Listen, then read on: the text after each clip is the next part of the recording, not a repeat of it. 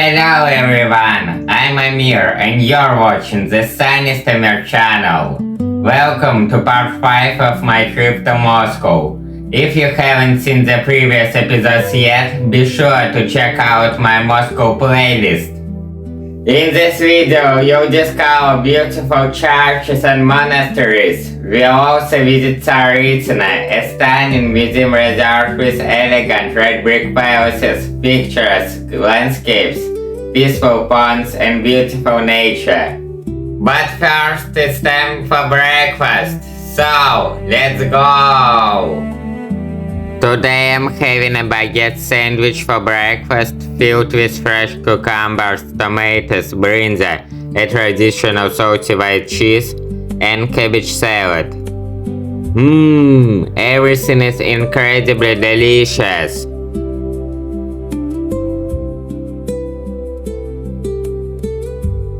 Now let's go explore Moscow. We're now at the Krutitsy Patriarchal compound. This is the first place on our list of attractions we'll be visiting today. The roads throughout the ground are paved with cobblestones, adding to the site's historic atmosphere. The Krutitsy Patriarchal compound was founded in 1272 by order of Prince Daniel of Moscow in the settlement of Krutitsy on the banks of the Moscow River. It served as a residence where bishops stayed during their official visits to the metropolitans and the princes of Moscow. By the mid-15th century, Krutitsy had become the permanent residence of the local diocese. The compound reached its golden age in the second half of the 17th century, where the magnificent Dormition Cathedral was built, along with an elegant terem, ornate palace. It even had its own garden with a fontaine. Krutitsy also became an important center of learning where religious and philosophical discussions were held. Books were translated and scholars even studied astronomy. These are the remains of old gravestones. In the 18th century, after the abolition of the Patriarchate and a devastating fire, the compound was converted into military barracks.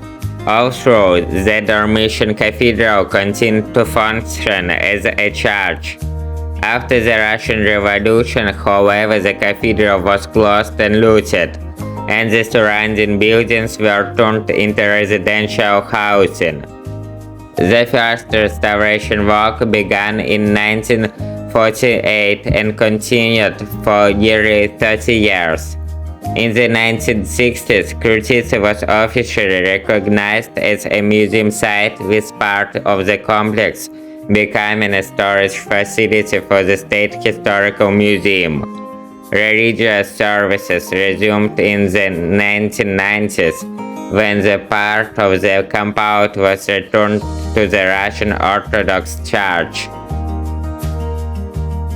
And this is the Fairytale we talked about earlier. Isn't it beautiful? Just look at all the intricate architectural details.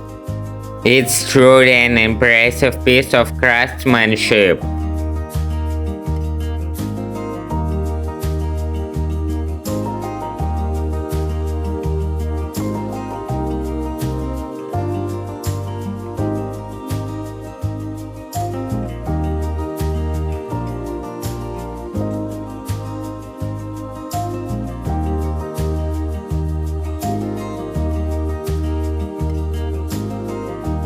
I feel like this place has a mysterious, almost magical atmosphere.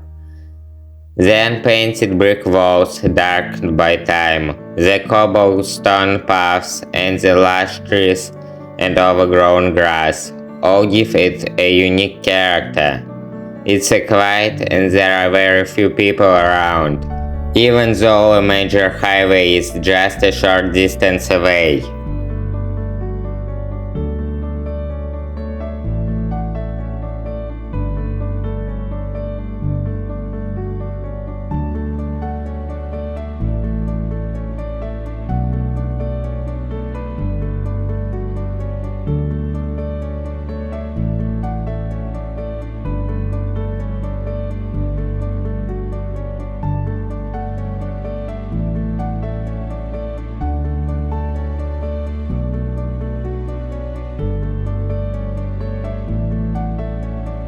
Just look at this little house attached to the large building.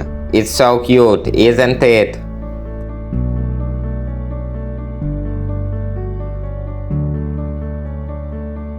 This beautiful red and white decorative pattern set in the wooden frame is made from Varna Vino window surrounds, known in Russian as nalichniki.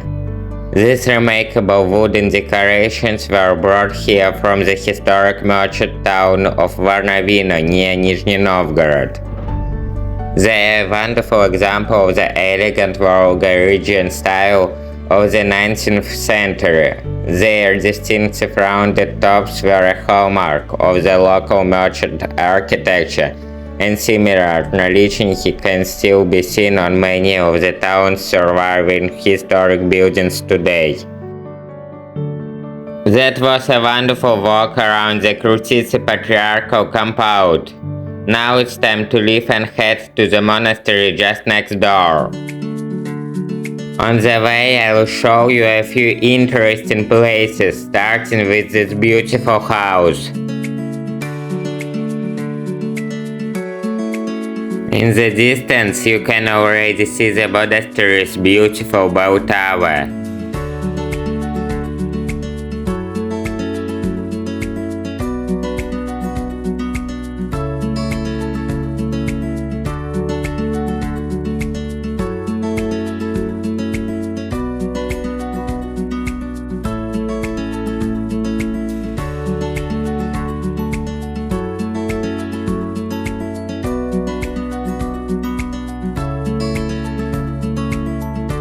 Take a look at this house. It's so unusual, isn't it?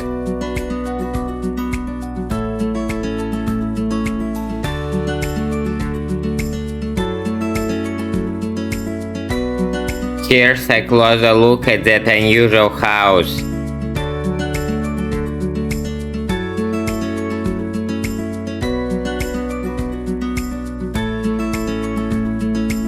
And over here, a brand new modern district of Moscow is taking shape. We're almost at the monastery now. This is the Novospassky Patriarchal Monastery, one of the oldest and most important monasteries in Moscow. Look at these beautiful white stone towers. They're a perfect example of traditional ancient Russian architecture.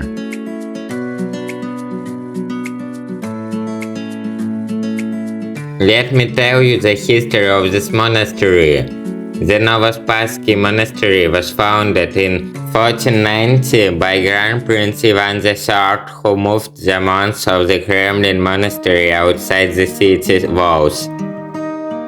At the beginning of the 17th century, the monastery withstood a siege by Polish forces.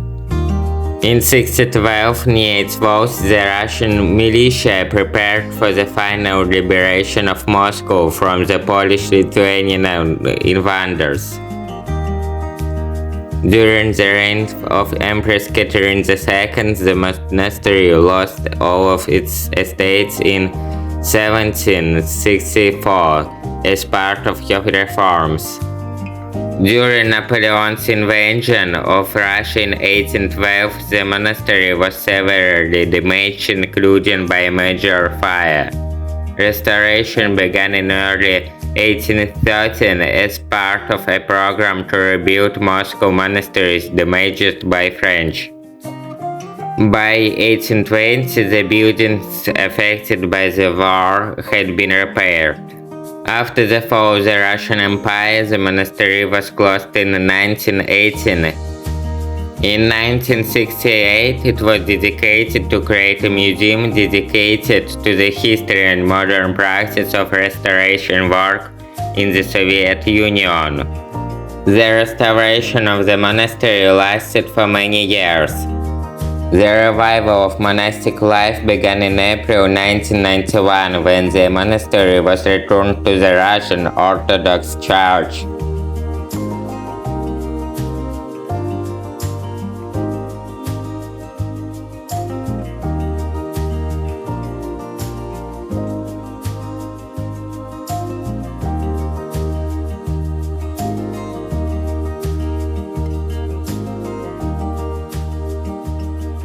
This charming red chapel was built to commemorate the 300th anniversary of the Romanov dynasty, the royal family that ruled Russia for more than 3 centuries.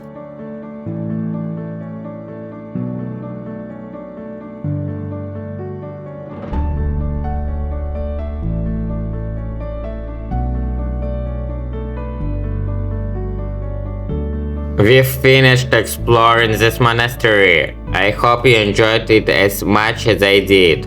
Now let's continue our journey and discover the next place.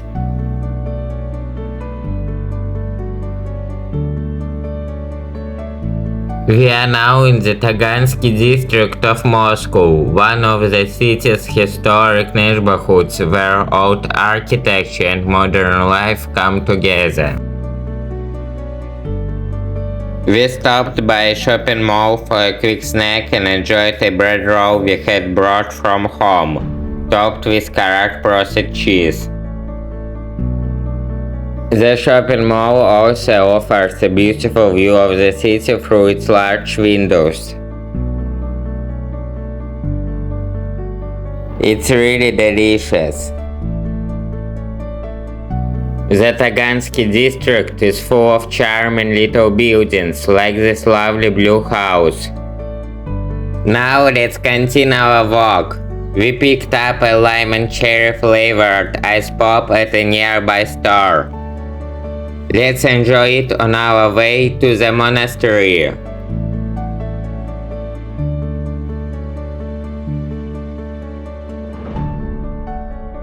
Along the way we came across this charming church.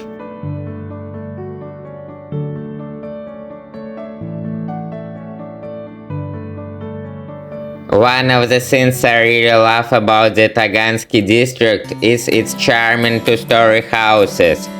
They look even smaller when you see the huge Soviet-era apartment blocks rising behind them. The contrast between old and new Moscow is fascinating. I'd love to hear what you think about these little houses. Do you like them? Let me know in the comments. We've arrived at the Pokrovsky Monastery and we are now standing right in front of its main entrance. We are now inside the monastery. Unlike the 2 monasteries we visited earlier, this one is much more crowded and lovely with lots of visitors all around. I really like the monastery's towers. What do you think of them? Let me know in the comments.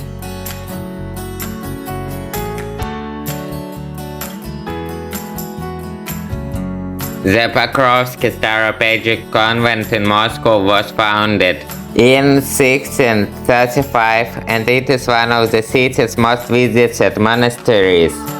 Since 1998, the convent has been home to the relics of Saint Matrona of Moscow, one of the most beloved and venerated saints in Russia. Every day thousands of pilgrims from all over the world come here to pray and ask for her help, guidance and healing. When we arrived, we didn't know any of this. Our original plan was simply to visit the Krutitsy Patriarchal compound. We noticed 2 other monasteries nearby on the map and decided to stop by since we had plenty of time. So, just like many other amazing places we've discovered in Moscow, we ended up visiting these monasteries completely by chance, and it turned out to be one of the highlights of the day.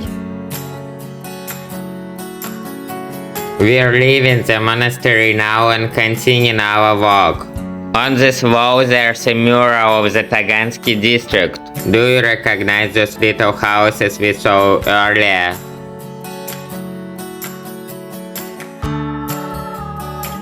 We are heading home now. Along the way we came across this beautiful church. In the next scene it will be a new day as we visit one of the Moscow's most beautiful places, Tsaritsino.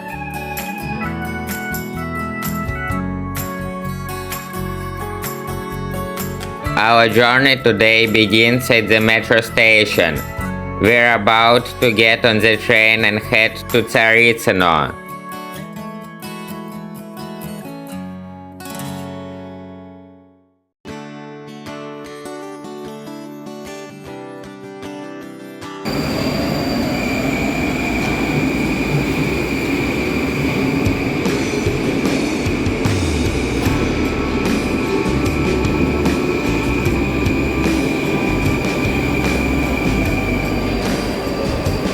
Now let's get on the train.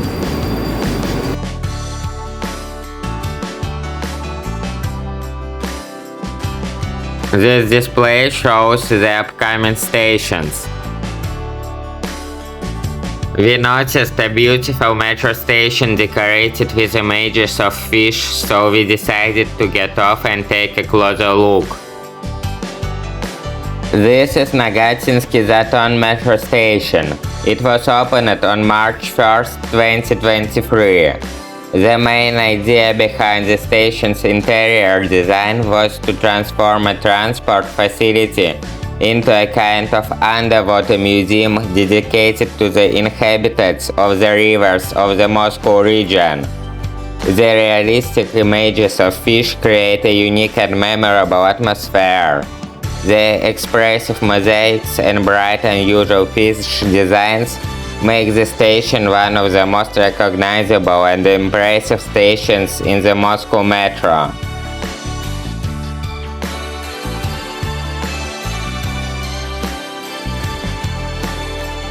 Now let's continue our journey and head to Tsaritsino. We are now at the main entrance to Tsaritsino. This is a museum reserve park with beautiful nature and stunning architecture. These red brick buildings are the symbol of the entire complex and can be seen throughout the park. For me, this place is truly one of the wonders of the world. I hope that after watching this video, Tsaritsino will become one of the wonders of the world for you as well.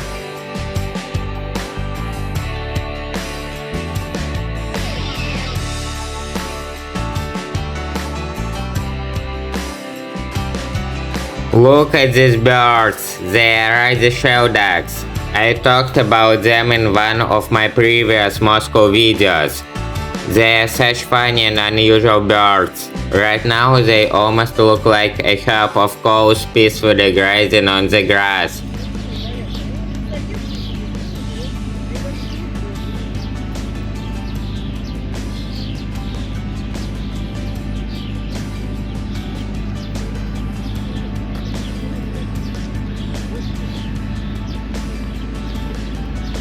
This is the main pond of Tsaritsino.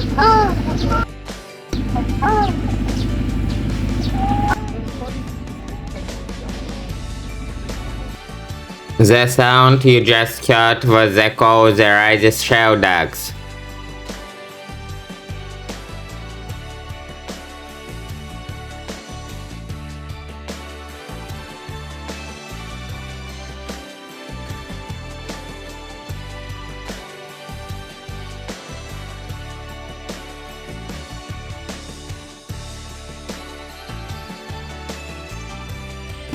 And this is the main fountain of Tsaritsino.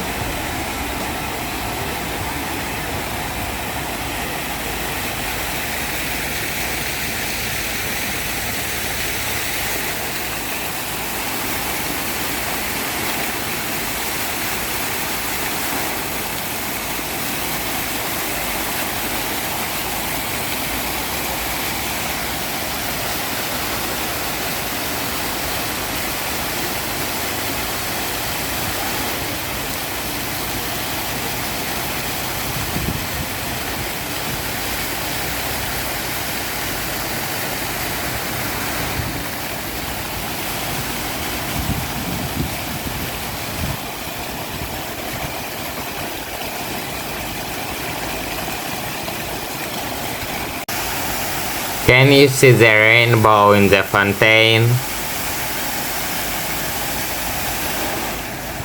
I would like to tell you the story of Tsaritsino. Around 4,000 years ago, a Bronze Age settlement existed on the site of the future museum. Tall people with slightly elongated faces lived here. They raised cattle and created pottery decorated with zigzag and herringbone patterns. Several thousand years later, they were replaced by people of the Iron Age. They spoke Finno-Ugric languages and lived a completely different way of life. Later, the Vyatsichi, an ancient Slavic tribe, came to this area. They lived in semi-underground houses, worshipped pagan gods, and wore brightly jewelry. They buried their dead in burial mounds, some of which can still be seen in the park today, as a reminder of those distant and mysterious times. From the 17th century, the future territory of Tsaritsino was known as Chornaya Grass, Black Mud on English. It belonged mainly to Russian Tsars and their favorites. Various estates and palaces were built here, decorated by groups of artists. The interior were full of bright colors and beautiful fruit gardens surrounded the buildings. Later, Peter the Great gave Chornaya Grass to his ally in the Russo-Turkish War, the Moldavian ruler Dmitry Cantemir. He built a new residence in a Chinese-inspired style with sloping roofs, galleries around the building, and many small towers. Although it was made of wood, its bright colors and location on a hill made it look magnificent from afar. In 1723, the estate passed to Cantemir's sons. At the time, they worked to fruit gardens and an orangery with exotic fruits. The atmosphere was peaceful and rural.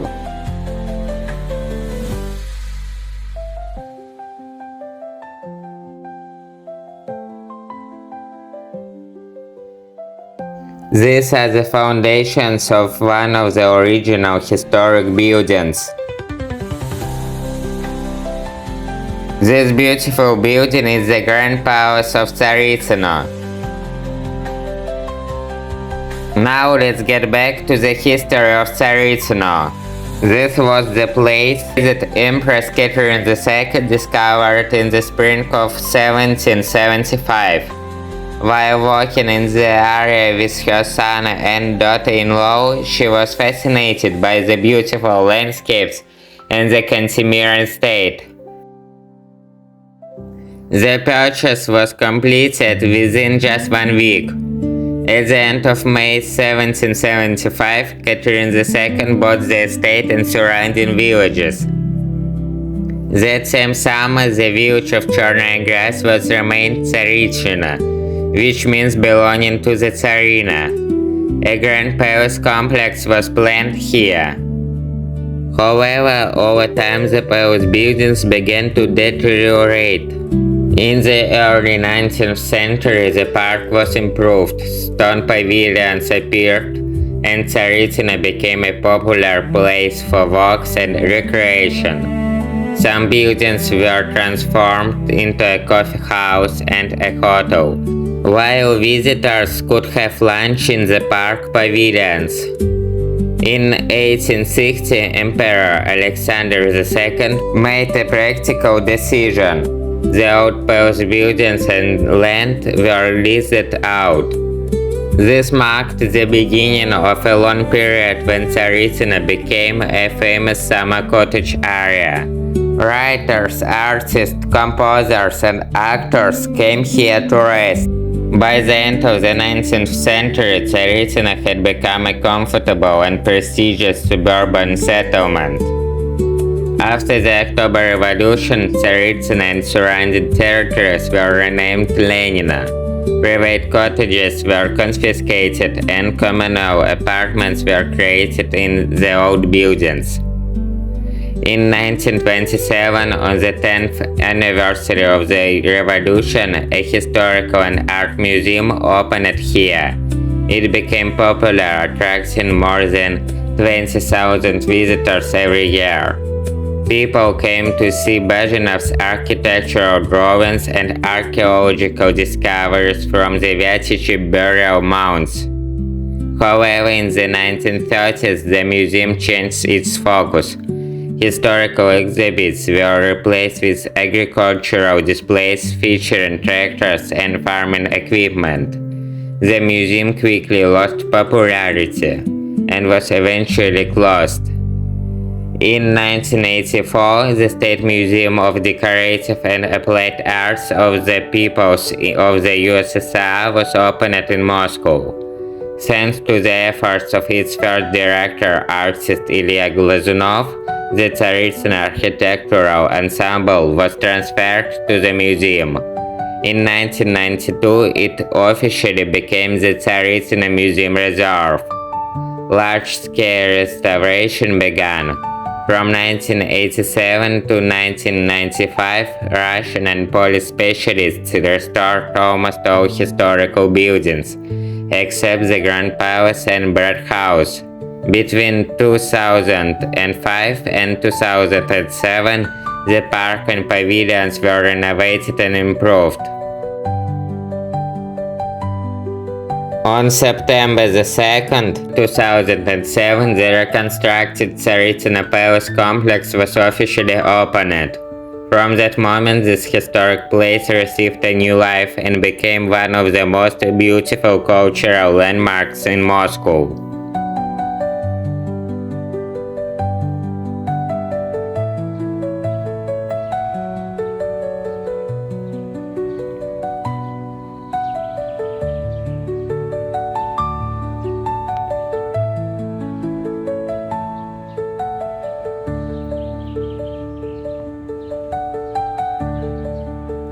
Take a look at this beautiful art installation outside the restaurant.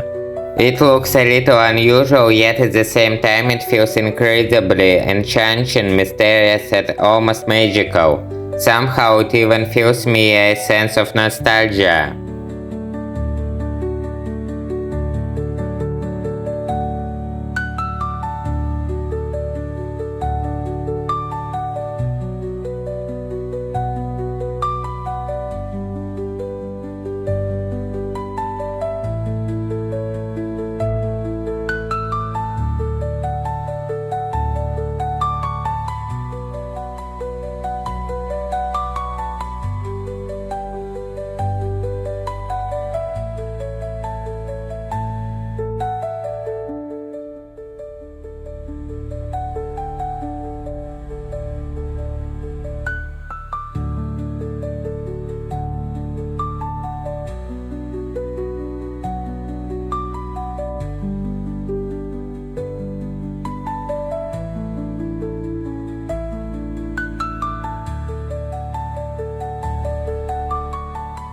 Can you see the tiny flowers growing across the lawn?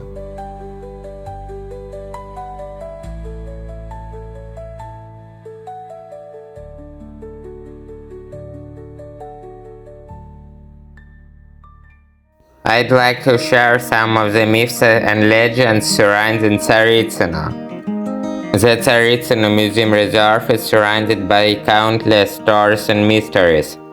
The most famous legends tell of the curse of the land once known as black mud, hidden Masonic symbols in the architecture, and the ghosts said to wander the ravines of the park.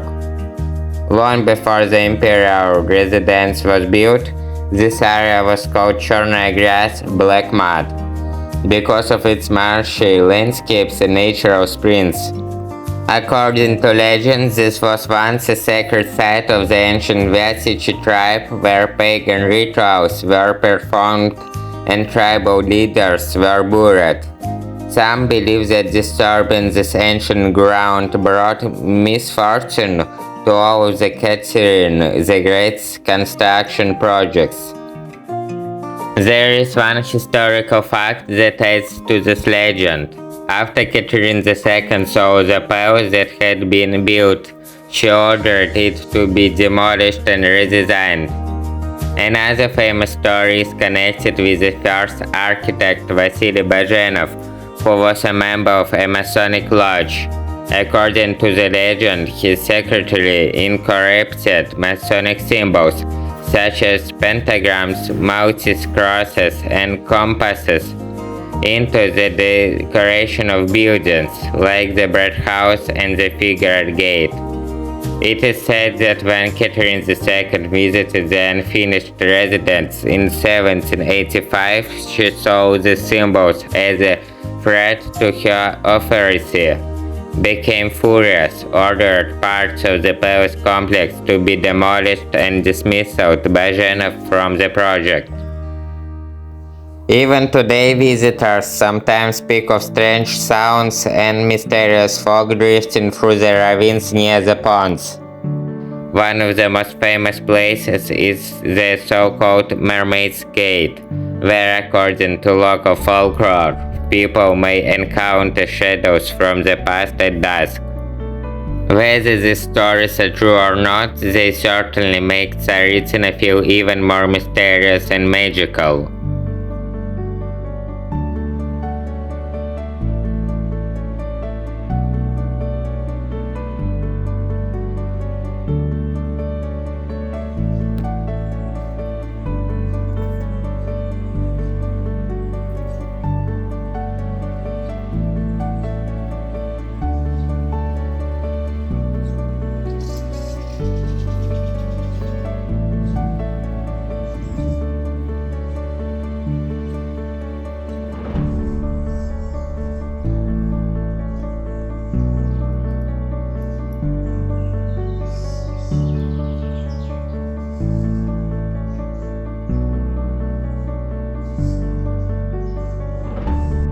The sounds of nature you're hearing are completely real.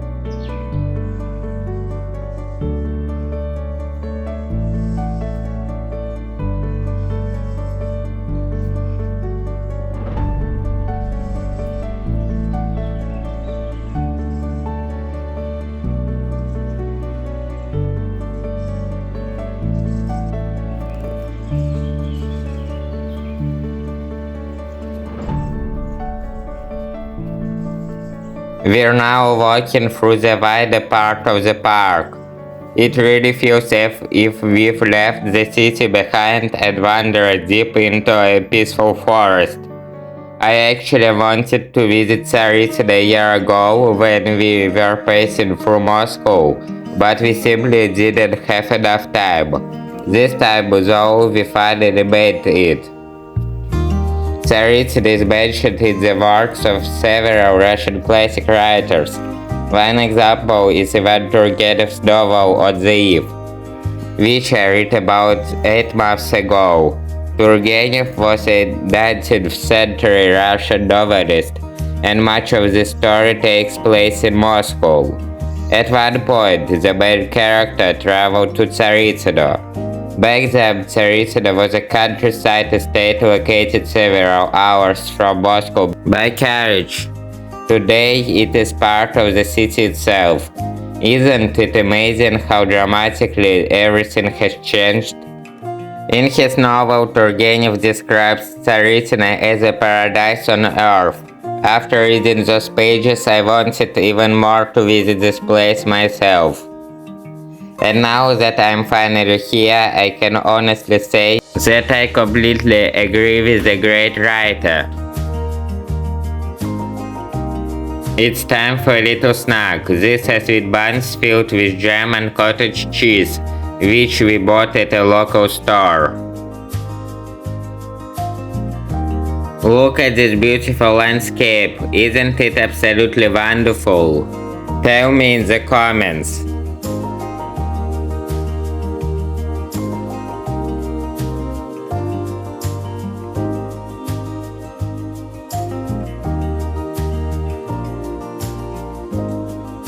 After visiting Tsaritsyn, I looked for an English version of On the Eve by Ivan Turgenev, and I found that you can read or download it for free from the Internet Archive. If you're interested in classic literature, I definitely recommend giving it a try. It's an excellent novel that combines drama and romance, and it offers a fascinating glimpse into 19th century Russia.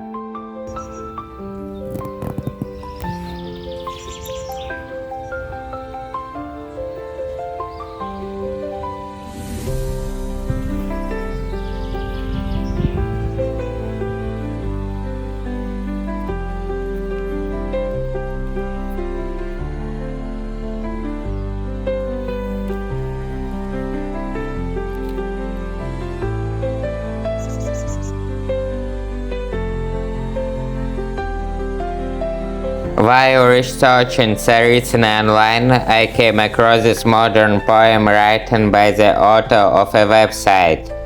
I think it beautifully captures the unique atmosphere and spirit of this place. I love this strange place as if it has been frozen forever in an unfinished fairy tale or poem. I love its sunsets when the rays of the sun fall on the walls of the towers, making them appear bright red. I love this unusual palace, which was only recently completed after standing unfinished for such a long time. I think this words perfectly describe the mysterious and magical feeling of Tsaritsyn. What do you think? There are many field mice living here, however every time we try to approach them, they quickly run away, so unfortunately we couldn't film them. This is the temple of Ceres Pavilion, also known as the Golden Sheep. It is a small pavilion located on the southern border of the Tsaritsyn Landscape Park. It was built in 1805 according to the design of architect Ivan Yegotov.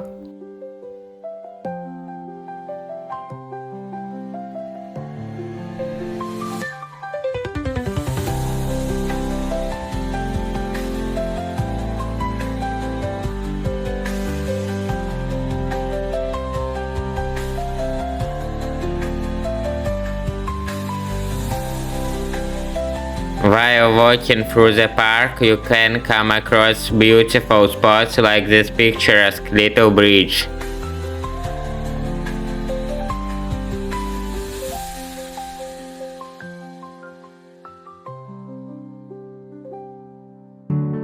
This is the Tsaritsyn Pond. It is an artificial reservoir in Tsaritsyn Park with an area of about 14 hectares. Together with the Lower Tsaritsyn Pond and the Borisov Pond, it forms the oldest and largest cascade of ponds in Moscow. Before the time of Catherine II, the pond was called Chernogradsky Pond. Its shape changed many times and it was actively used for fish farming. Different types of fish were raised here, including pike, bream, croupier carp, roach, sturgeon, and burbot. By the summer of 1804, Tsaritsyn Park had become a popular destination for countryside walks. A new bathing area and several piers appeared, boats were repaired, and special uniforms were even made for the rovers. It was during this period that the characters of the Ivan Turgenev's known on the Eve visited Tsaritsyn. In the story, they enjoyed boating on this very pond, which shows how popular and beautiful this place was already more than 200 years ago.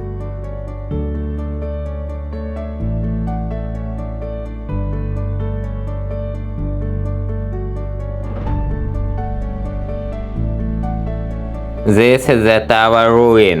The tower was built in 1804 according to the design of architect Ivan Yegotov. Its creation was connected with the popularity of artificial ruins, which became fashionable in the late 18th and early 19th centuries. In the 19th century, the tower ruin received another name, the Devil's Staircase. The legend says that it was easy to climb up, but much harder to get back down. We are going to climb it too, but today there is a proper staircase attached to the tower, so reaching the top is much easier. This is the view from the top of the tower.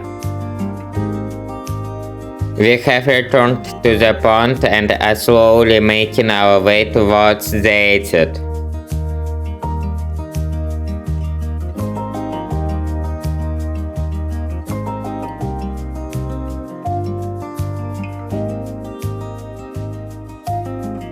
I think there is something truly calming about walking along the pond.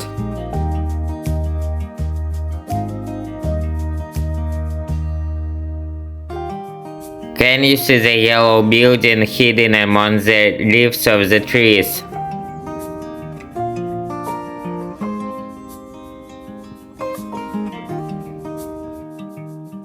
In the distance you can see boats floating on the pond.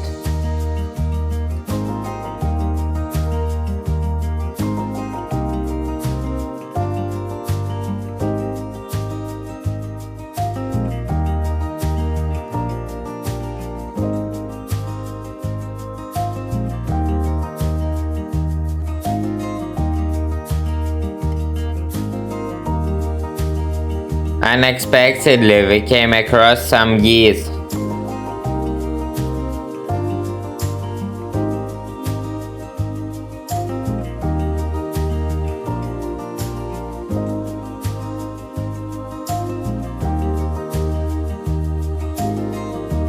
I think there's something truly special about spending time walking beside the water. You don't have to rush anywhere. You simply walk, listen to the gentle sound of the waves, watch the birds, the reflections on the surface, and the trees swaying in the breeze.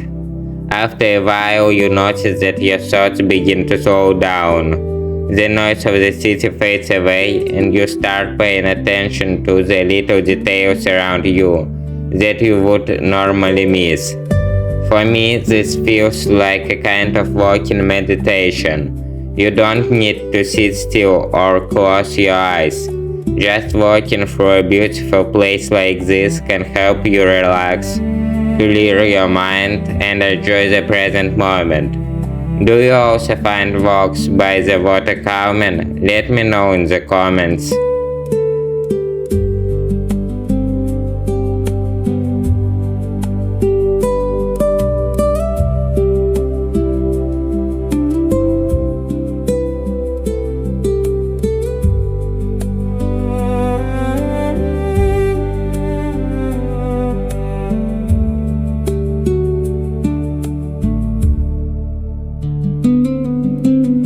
It's time to leave Krutitsy. Now we're heading back to the apartment we're staying in. We're back home. This is today's dinner. Pasta with tomatoes, feta cheese and tuna, served with some fresh cucumbers on the side. A simple but delicious meal after a long day of exploring. All is really delicious. Today was an amazing day filled with unforgettable moments. I really hope you enjoyed this video as much as I enjoyed making it. We started the day by exploring the beautiful Krutitsy Patriarchal Metochion, followed by visits to the Novospassky Monastery and the Pokrovsky Monastery. After that, we spent hours walking through Krutitsy, enjoying its magnificent architecture, peaceful forests, beautiful nature, and picturesque ponds. I hope this video helped you relax while also letting you discover something new and interesting about Moscow. If you enjoyed watching, don't forget to give this video a thumbs up, subscribe to the channel, and leave a comment below. I always enjoy reading your thoughts and hearing what you like most. Part 6 of my Moscow journey will be the final episode. In it you'll see a different side of Moscow, not the usual tourist attractions, as well as my trip on a long-distance train. But that's a story for another day. See you next time. Bye.